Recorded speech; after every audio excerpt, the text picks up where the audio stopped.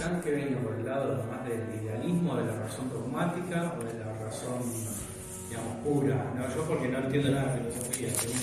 Él lo que propone es una razón crítica, y ahí, claro, una razón que se critique a sí misma, y ahí sería justamente el tema que, bueno, justo me das el pie para a ver si puedo ver por dónde lo tengo.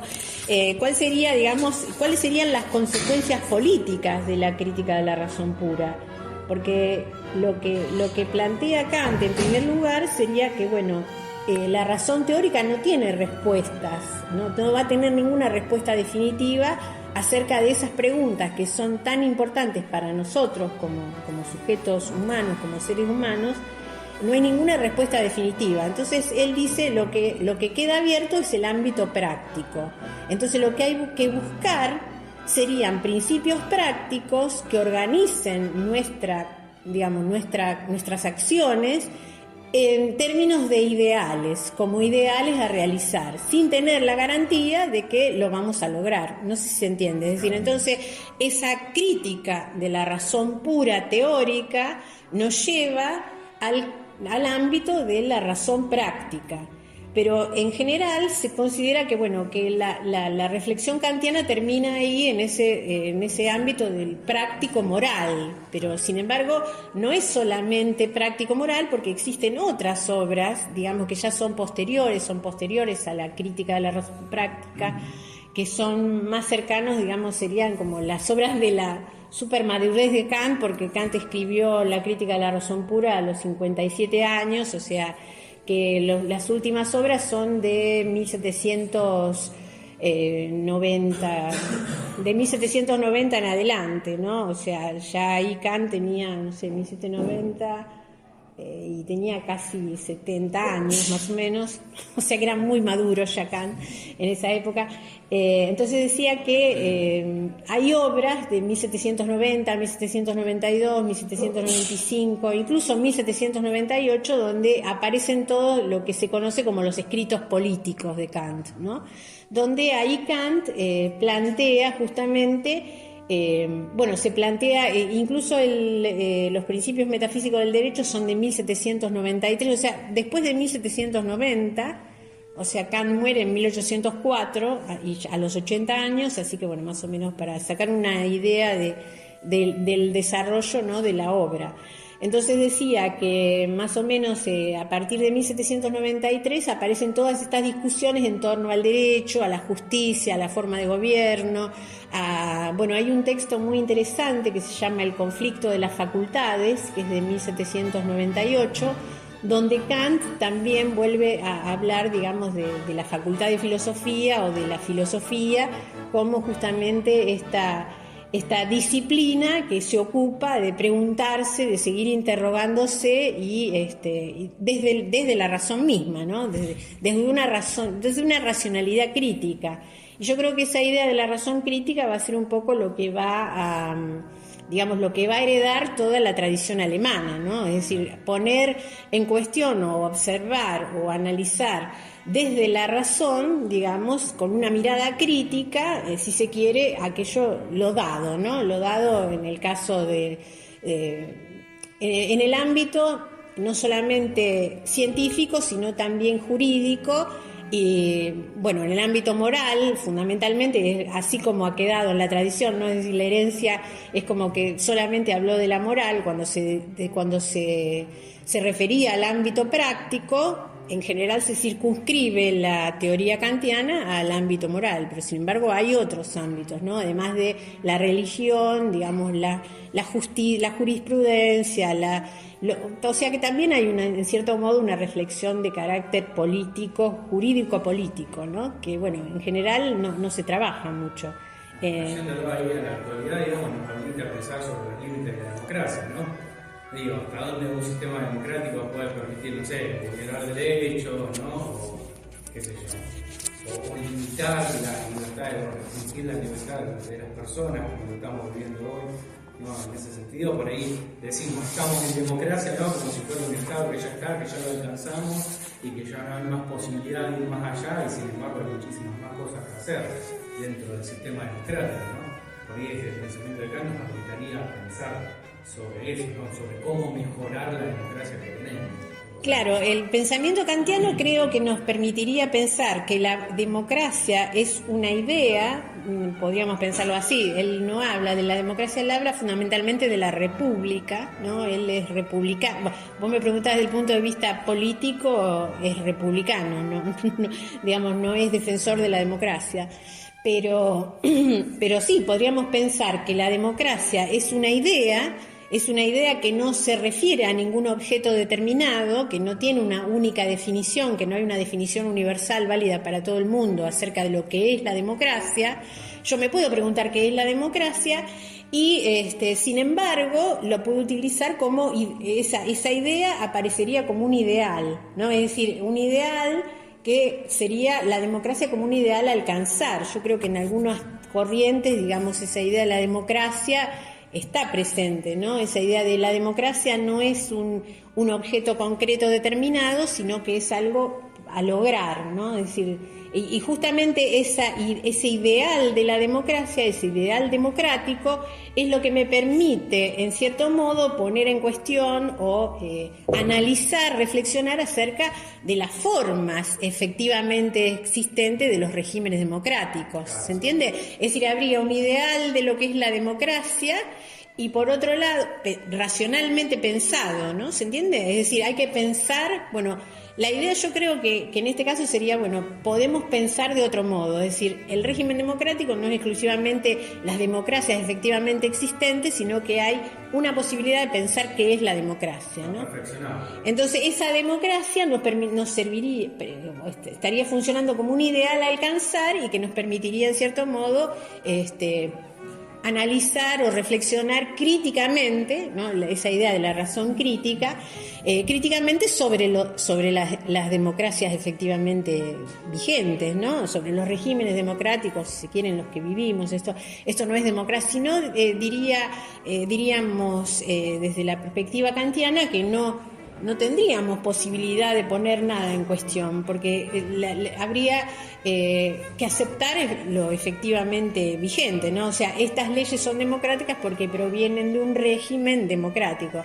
En este caso, por ejemplo, hay un autor que se llama Cornelius Castoriadis, que yo lo cité el otro día, y él habla por ejemplo, de lo que sería la democracia como procedimiento y la democracia como régimen.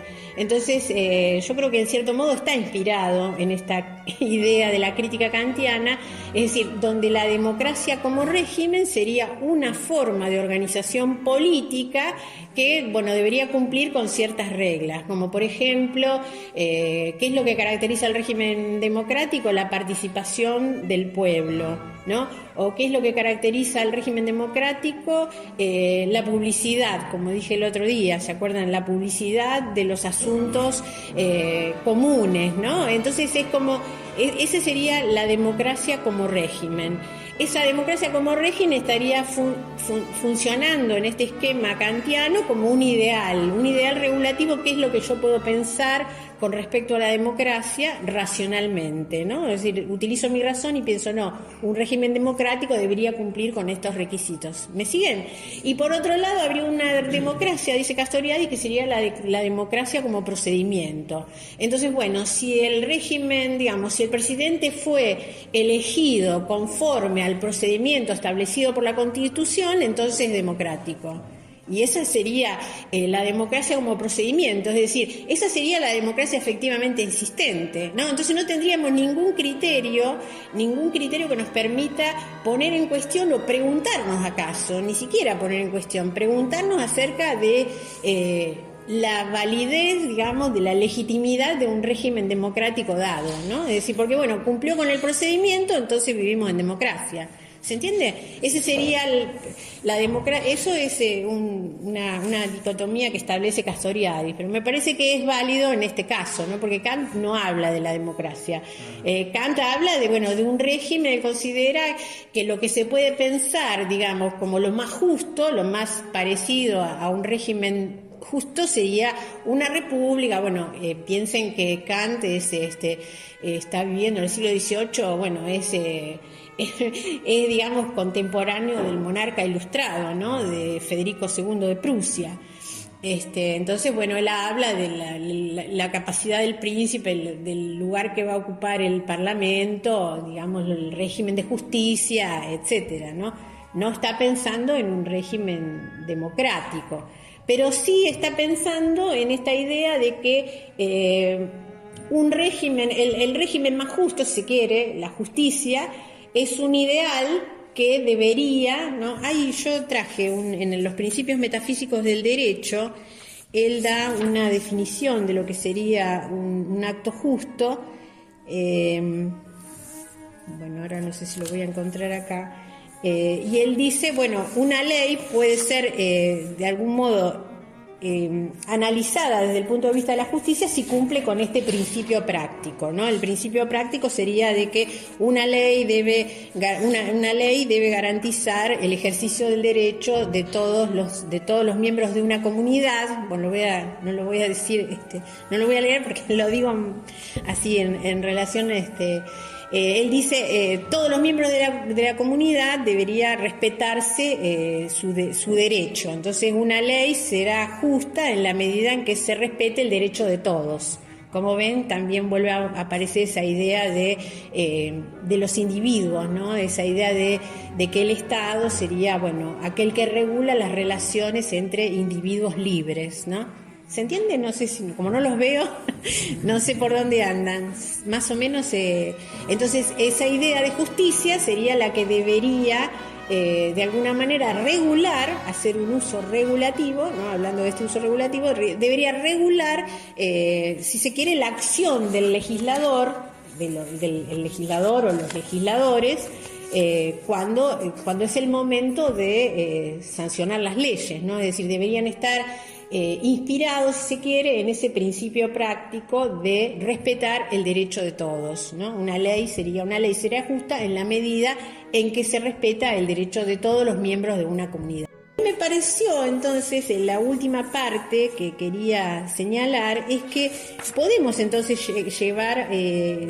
tener en cuenta cuáles serían, ¿no?, las consecuencias políticas de la crítica de la razón pura.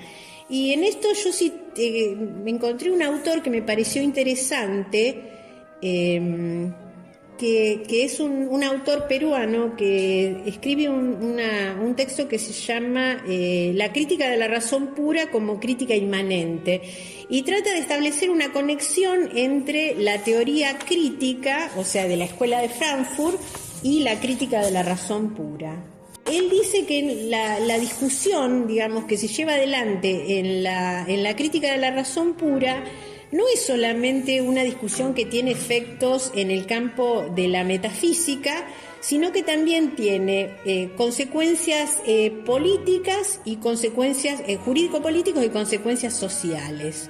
Dice, la crítica de la razón pura presenta una crítica inmanente, acá cito, ¿no? Dice, que se inscribe en la idea de la crítica inmanente de la sociedad tal como lo presenta en la teoría crítica. Pero no solo eso, sino que entender la crítica inmanente de la sociedad desde el texto de la crítica de Kant permite percibir con mayor claridad la relación entre la experiencia de la crisis social, la crítica de la sociedad y la manera en la que de ese proceso se pueden extraer principios prácticos de carácter inmanente que permitan realizar la crítica social. Dice, la crítica que Kant presenta no procede desde afuera, partiendo de principios externos a la razón misma. La razón no es criticada desde un principio metafísico trascendente alguno, como sí sucede en la teoría del mundo de las ideas desarrollada por Platón, sino que la razón encuentra el principio de su crítica dentro de ella, detectando el punto en el que ella comienza a encontrarse en contradicción consigo misma. La razón encuentra que su disposición natural a la metafísica la conduce a sobrepasar sus propios límites a la hora de lanzarse al conocimiento, puesto que las preguntas que se plantean desbordan los límites de su capacidad de conocimiento y por ello coloca principios trascendentes que no tienen soporte alguno en la experiencia y de toda posibilidad de conocimiento. Pero en este proceder, la razón cae en contradicciones consigo misma y se ve obligada a afirmar que el mundo tiene un comienzo, que el tiempo que afirma que carece de comienzo, o que todo está sometido al determinismo basado en la causalidad natural, y que al mismo tiempo existe espontaneidad por libertad. En este sentido, que la razón se ve obligada a llevar a cabo una reflexión que permita salir de esos enredos en los que su disposición natural la coloca. Ahora bien, este sería un poco una síntesis de lo que plantea, lo que se plantea en la crítica de la razón pura, ¿no? Entonces dice, la crítica procede en superar la contradicción restituyendo la racionalidad. ¿Para qué se lleva, un poco respondiendo a tu pregunta, para qué se lleva a cabo la crítica?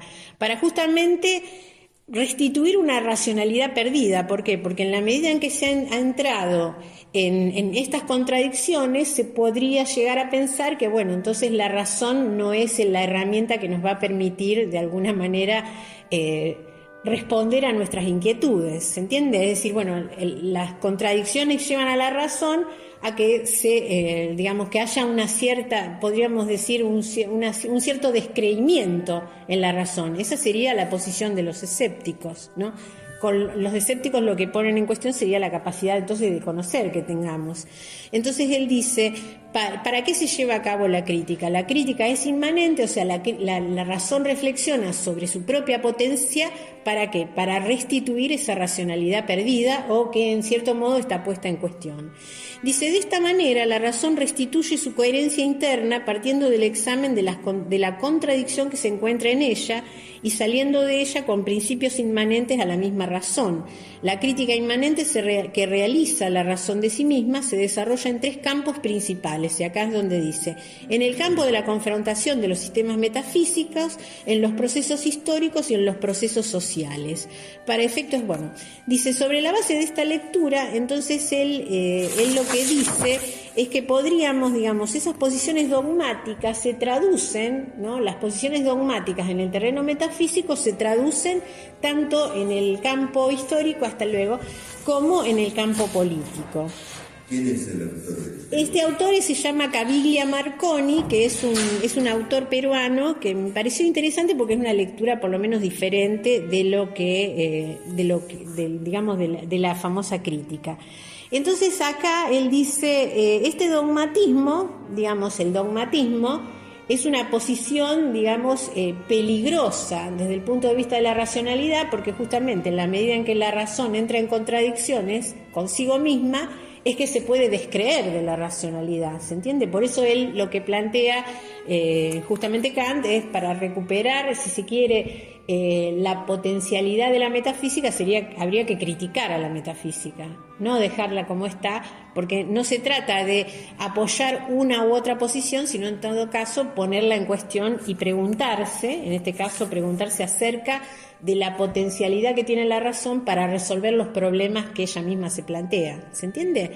Entonces dice, el texto de esta manera, dice Caviglia Marconi, dice, el texto de la primera crítica trae consigo una consecuencia importante. Le cierra el paso a toda forma de dogmatismo, ya sea que éste se base en una iluminación sagrada o en una supuesta ciencia, ya sea que pretenda tener su origen en un conocimiento de la naturaleza humana o de las condiciones de realización o de la calidad humana. De esta manera se trata de un texto que tiene en su seno una profunda fuerza antidespótico. Esto es lo que dice Caviglia Marconi, ¿no? Dice, justamente el despotismo consiste en pretender gobernar a las personas de manera arbitraria, alegando que se tiene un conocimiento del que realmente se carece. ¿Le suena?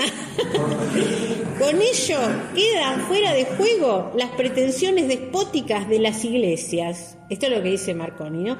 Y de los absolutismos, así como de los proyectos desarrollistas que tuvieron en boga en América Latina durante los años 60 y 70, o del proyecto político neoliberal de desarrollo del mercado, o de la actual agenda política imperante en nuestros días llamada desarrollo humano. Todos estos proyectos suponen un conocimiento de objetos metafísicos que no se encuentran a nuestro alcance. Ello es la base de la arbitrariedad de todos estos proyectos. Es decir, tales proyectos no se encuentran asistidos por razones y justificaciones en el sentido normativo estándar, es decir, que puedan ser aceptados razonablemente por cualquier persona en una situación determinada. Entonces, lo que dice Caviglia Marconi es que si nos encerramos entramos en el dogmatismo, vamos a entrar en conflictos que van a ser irresolubles. Y en todo caso, que cada una de esas posiciones, en la medida en que no se justifican en un conocimiento genuino, si se quiere, científico, de un objeto determinado, sino que se justifican en un interés de carácter práctico. Entonces, en definitiva, las posiciones dogmáticas estarían, en todo caso, regidas por un interés que estaría, en cierto modo, como podríamos decir, como oculto detrás de una justificación teórica. ¿Se entiende? Es decir, hay un interés práctico en cada una de estas posiciones dogmáticas que se encuentran en conflicto, y hay un interés práctico que estaría como en cierto modo oculto. ¿Y oculto detrás de qué? Detrás de una justificación de carácter teórico, es decir, bueno, en nombre de la ciencia, es decir, es la ciencia económica la que nos dice que deberíamos hacer tal cosa en este caso. ¿Se entiende? Al menos esta es la interpretación que está dando el autor. Y él dice, las posiciones dogmáticas, cito, porque me pareció interesante, se caracterizan por encontrarse saturadas de razones consistentes, pero en las cuales la coherencia entre las razones es tan compacta que no permite el debate con otras posiciones y tampoco la contrastación con la experiencia. Dicha saturación conduce inevitablemente a abrazar concepciones metafísicas trascendentes del mundo que permitan sujetar con firmeza las razones en torno a un núcleo duro. De esta manera, el dogmatismo conduce a afirmar la posesión de verdades de carácter teóricas de las que se posee un supuesto conocimiento metafísico trascendente y que configuran el carácter compacto de las razones en cuestión.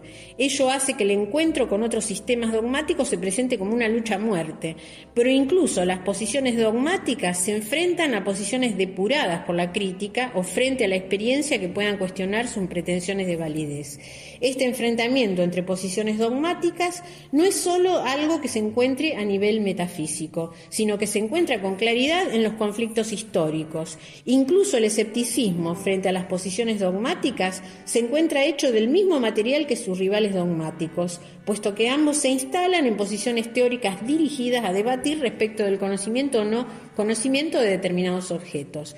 De esta manera, el escepticismo no se presenta como una solución para la tan dañada metafísica, y por esa razón Kant había percibido con claridad que solo la crítica puede sacar a la filosofía de este callejón sin salida. Bueno, y entonces él dice que esa crítica de la razón pura puede ser entendida entonces también en términos de una crítica social. Y ahí es donde él hace una conexión entre la crítica de la razón pura y la teoría crítica de la Escuela de Frankfurt, ¿no? Donde, la Escuela de Frankfurt se caracteriza siguiendo toda la tradición hegeliano-marxista, que en todo caso lo vamos a ver, esperemos que la próxima haya luz, en el próximo encuentro. Pero la idea sería que lo que va a tratar de mostrar la teoría crítica sería cuáles son las contradicciones inherentes a la sociedad, así como Kant muestra las contradicciones inherentes a la razón y trata de resolver el conflicto justamente a través de una crítica de la razón misma. Lo que va a proponer la teoría crítica sería mostrar las contradicciones inherentes a la sociedad y va a tratar desde la razón crítica un poco justamente, analizar esas contradicciones, ¿no? Entonces, por eso esa idea de la crítica inmanente, ¿no? La crítica inmanente sería, posicionarse al interior de la sociedad y tratar de ver cuáles son esas contradicciones que justamente, hacen que haya conflictos que sean irresolubles. Entonces, la idea sería, desde una postura crítica, utilizar también siempre la racionalidad, ¿no? Restituir en cierto modo la racionalidad perdida en esos conflictos que se van a suscitar, en este caso, al interior de la sociedad, ¿no? El tema es si se pueden o no se pueden resolver esos conflictos y de qué manera, pero esa sería la apertura, si se quiere, al ámbito práctico, ¿no? Esta apertura, esta discusión que aparece en términos teóricos, se abre, a la dimensión práctica, si se quiere, a la dimensión práctica de nuestra propia existencia, ¿no? Entonces, la idea sería estas conflictos no se van a poder resolver en el ámbito teórico, bueno, habrá que resolverlos en el ámbito práctico, ¿no?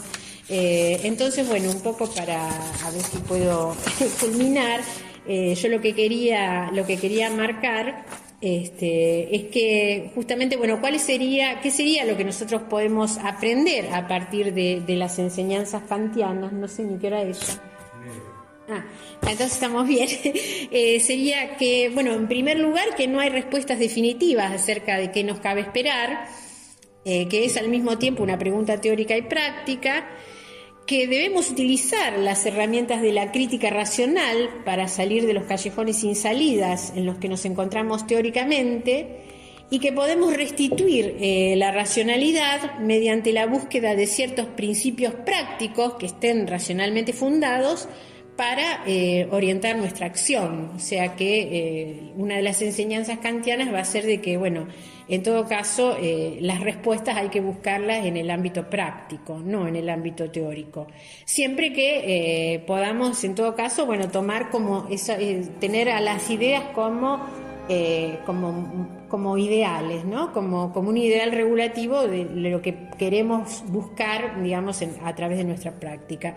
Entonces, me pareció que, bueno, de nosotros, o sea, como no tenemos la posibilidad de fundar nuestro conocimiento racional en un objeto, creo que lo que podemos, digamos, recuperar de las enseñanzas kantianas será que de nosotros dependerá establecer esos principios prácticos que organicen nuestro accionar en el espacio público.